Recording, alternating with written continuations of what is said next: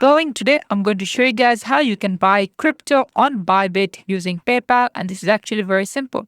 At first, what you do is head over to your Bybit, and then at the top left, almost, you see something called Buy Crypto. So you click on this one, and then it's going to bring you to this page where you're going to choose what sort of crypto that you want to buy. As you can see, there are multiple that you can choose from. We're just going to show Bitcoin for this option. So let's say we want to spend this much amount, and then, okay, so we have to spend a lot more. Let's say this much, or you know what, let's just change this to USD.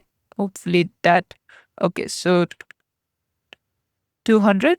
So now in the payment method, what you need to do is click over here and then scroll down, view more, until you find something called PayPal. For my country, unfortunately, PayPal is not available. That's why I can't select PayPal, but it should be available for you. So just select on that and then put in the amount and click on buy. And there you go. This is how you can do it. Thanks for watching. Please leave a like and subscribe for more tutorials like this. And I'll see you guys in the next one.